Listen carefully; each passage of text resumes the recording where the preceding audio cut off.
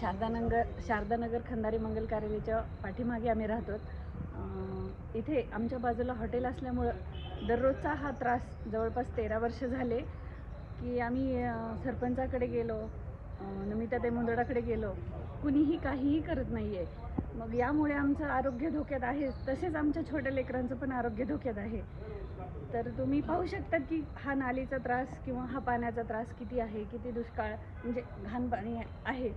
तर कुणीच लक्ष देत नाही आहे. त्यामुळे तुम्ही नमिताताई मुंदडाकडे गेलो होतो, पण 2-3 वेळा त्यांनी टाळलं. 1-2 वेळा सरपंचाला आमच्याकडे पाठवलं, पाहणी करायचे जायचे. सतत 5 ते 6 वेळा येऊन त्यांनी पाहणी केलं, पण 2 ते 3 वर्ष झाले याच्यावर कुठलीच ॲक्शन घेतलेली नाही आहे. यामुळे आमचं परत आमच्या लहान बाळांचं पण आरोग्य धोक्यात येत आहे. त्रास आहे, गाड्या हे नेता येत नाही, आता मुलींना ते सगळ्यांनाच त्रास आहे पाण्याचा. हे लवकर हे करावं. पूर्ण त्रास आहे आम्हाला. आम्ही एकदा नमिता मुंदडाला आम्ही बोलले होते, पण त्या म्हणल्या हो करू म्हणल्या. मग मी म्हणलं की दक्कल दिली नाही तुम्ही, इतकी देऊ मतदान आले की तुम्ही हे करतात म्हणलं. मतदान झालं की पुन्हा कुणी येत नाही, गप्प बसतात म्हणलं. मग ते एक म्हणले की आम्ही सांगतो सरपंचाला.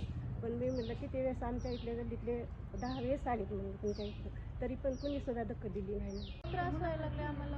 पाणी तरी कमी बंद केलं तर आम्ही रोड तरी आम्ही समजा आम्ही सगळेजण मिळून रोड तरी तयार करू. रोड नाही दिला तयार तरी पण पाण्याचा पूर्ण प्रश्न सोडवायला पाहिजे आमचा. पूर्ण आधी ही पूर्ण नाली आमच्या घरामध्ये पूर्ण भिंतीचं असे निघाड्यात भिंती त्याच्या पूर्ण पाण्यामुळं. आणि मच्छर संध्याकाळच्या वेळेला पूर्ण मच्छर असतात घरामध्ये.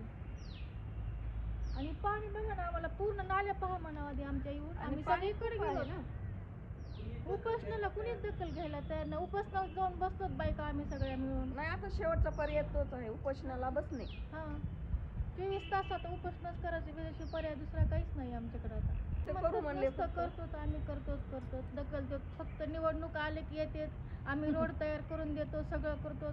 आणि झालं मतदान दिलं की नंतर मग अजिबात तिकडे येतच नाहीत कसले.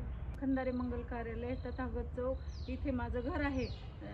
ह्या घराच्या पाठीमागे इतकं पाणी सस्तं पावसामुळं खूप सगळ्यांनी आमच्या कॉलनीतल्या सगळ्यांनी कोपले साहेबांना, सरपंचाला, बरेच आमदारपर्यंत गेले सगळे, पण कुणीच काही आमच्या कॉलनीत दखल दिली नाही. सगळे मुलं आजारी पडतात आणि इथून आता आमच्या मुलांचे लग्न वगैरे करायचे, रस्ता एवढा खराब आहे, कोण पोरगी दिला आमच्या मुलाला? सर्व आमच्या सरांनी आम्ही महिला त्यांच्या गेलो, कानावर घातलं. महिला पण गेल्या. नमिता मुंदडाच्या घरी जाऊन आलो,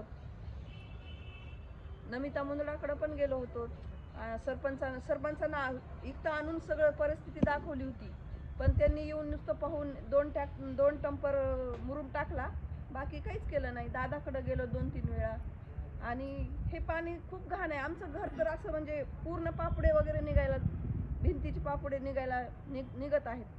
आम्ही काय करायचं? आमचे लेकरं आजारी पडायले. हे पाणी सगळं बोरमध्ये उतरायलंय ना, पाणी घाण आहे, सगळंच घाण आहे. हा खूप मोठा त्रास आहे. आम्ही वारंवार सगळ्याकडे जाऊन आमची कोणीच दखल घेत नाही.